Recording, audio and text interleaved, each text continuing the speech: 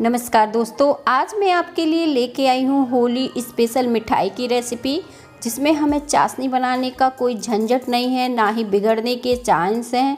और बेसन के लड्डू और बेसन की बर्फ़ी तो आपने बहुत बार खाई होगी, पर सूजी बेसन मिठाई ट्राई करिएगा। इतनी ज़्यादा ये सॉफ्ट और मुलायम बन के तैयार होती है, एकदम मुँह में घुल जाने वाली। और ये किचन के कुछ ही सामान से बन के तैयार हो जाती है। कोई ऐसी चीज़ नहीं डालेंगे जो इजीली आपके किचन में ना मिले। तो चलिए इस बढ़िया सी मिठाई को हम बनाना शुरू करते हैं। और इसे बनाने के लिए सबसे पहले हमने यहाँ पे देसी घी लिया है और 1/3 कप यहाँ पे देसी घी डाला है। अभी मैंने आधा डाला है, आधा बाद में डालूँगी। अगर आप देसी घी नहीं डालना चाहते हैं तो यहाँ पर आप डालडा का भी इस्तेमाल कर सकते हैं। बेसन को छान लीजिए और कढ़ाई में 1 कप बेसन नाप के डाल दीजिए। मेजरमेंट के लिए कोई भी घर की कटोरी कप का इस्तेमाल कर लीजिए। और यहाँ पे अब मैंने बारीक वाली सूजी ली है और साथ में हम इसे भी डाल देंगे, ताकि ये दोनों चीज़ें अच्छे से भूंज के तैयार हो जाएं। और इन्हें हम धीमी आंच में इसी तरह से चलाते हुए भूंज लेंगे, क्योंकि धीमी आंच में जब हम इसे भूंजेंगे ना तो इससे बहुत बढ़िया खुशबू आएगी और अच्छे से ये सौंधा सौंधा भूंज के तैयार होगा। तो अब हम बाकी का घी भी डाल देते हैं और इसे इसी तरह से चलाते हुए भूंज लेंगे। ये सारी चीज़ें अच्छे से मिक्स भी हो जाएंगी और भूंज भी जाएंगी। बेसन के लड्डू और बेसन की बर्फ़ी आपने कई बार खाई होगी, पर ये सूजी और बेसन की मिठाई बनाइए, आपको बहुत पसंद आने वाली है, क्योंकि इतनी ज़्यादा ये स्वादिष्ट और बढ़िया बनती है। एकदम इसमें जो कहते हैं सोन पापड़ी, इस टाइप का फ्लेवर हल्का हल्का सा आएगा, सोन पापड़ी जैसा। तो आप इस मिठाई को ट्राई कर सकते हो। तो बस इसे घर की ही चीज़ों से मैंने बना के तैयार किया है। और होली का समय भी है और ये मिठाई महीनों खाई जा सकती है, ख़राब भी नहीं होती है। तो आप इस मिठाई को बना के रख सकते हो, कुछ नया कर सकते हो गुजिया की जगह। तो अब मैंने क्या किया है कि देखें, बेसन और सूजी को लगातार चलाते हुए भूंज लिया है और इसका हल्का सा कलर चेंज भी हो गया है। इससे बढ़िया सी खुशबू भी आने लगी है। इससे ज़्यादा हम इसे नहीं भूंजेंगे, क्योंकि अगर हमने इसे डार्क भूंज लिया है तो जो मिठाई का कलर है वो अच्छा नहीं आएगा। तो इसे निकाल लिया है और कढ़ाई को मैंने साइड रख दिया है, बेसन थोड़ा ठंडा हो जाए। तो यहाँ पे मैंने इलायची ली है, जिसे मैं खोल के इस मिक्सी के जार में डाल रही हूँ, इस तरह से।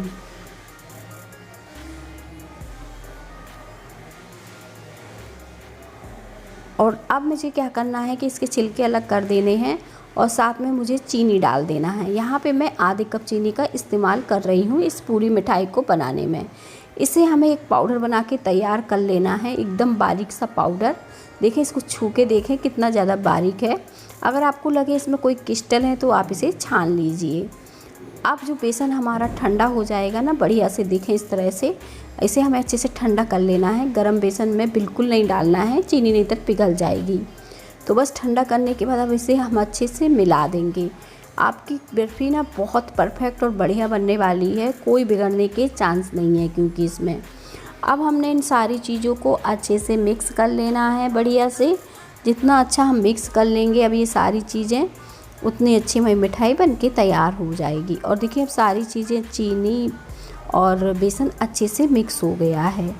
तो आप इस मिठाई को ट्रे में जमा सकते हैं या फिर थाली में भी सेट कर सकते हैं। तो जैसी सुविधा हो वैसा कर सकते हैं। ये बन के तैयार हो गया है। तो यहाँ पे अब मैं मिठाई को सेट करने के लिए थाली का इस्तेमाल कर रही हूँ। थाली में मैंने तेल लगा दिया था और फिर इस मिठाई को मैंने सेट करने के लिए डाल दिया है।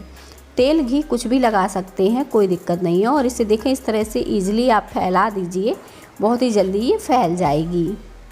छोटी चम्मच की सहायता से भी चिकना कर सकते हैं और मैंने शीशे से अच्छे से चिकना कर दिया है। चिकना होने के बाद आप क्या करें, इसके ऊपर कोई ड्राई फ्रूट अगर डालना चाहें तो डाल सकते हैं, क्योंकि वो अभी ये मिठाई जो है ना मतलब सेट नहीं हुई है, तो ड्राई फ्रूट भी सेट हो जाएंगे साथ में। तो दोनों चीज़ें आप ऐसा कर सकते हैं। मिठाई को मैंने ऐसे ही 10 मिनट के लिए फ्रिज में रख दिया था, ताकि ये अच्छे से सेट हो जाए। तो बस अब हमारी मिठाई अच्छे से सेट हो चुकी है और इसे हम कुकीज़ कटर की सहायता से काट रहे हैं।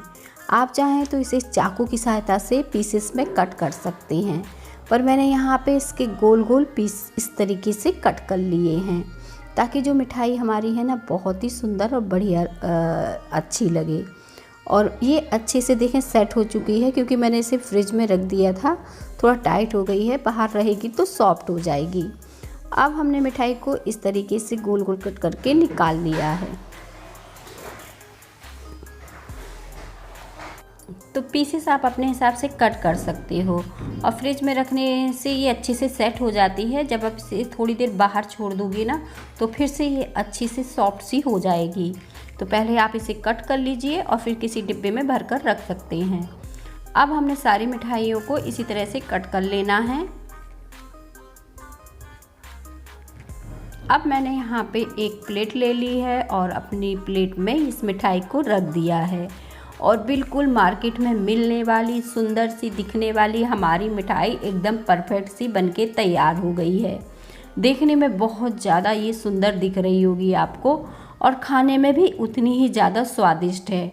और मैंने यहाँ पे थोड़े से बादाम और पिस्ता को काट के इसके ऊपर से डाल दिया है, जिससे ये और भी ज़्यादा सुंदर लगने लगी है। आप चाहें तो एक एक बादाम या काजू इसके ऊपर भी रख सकते हैं।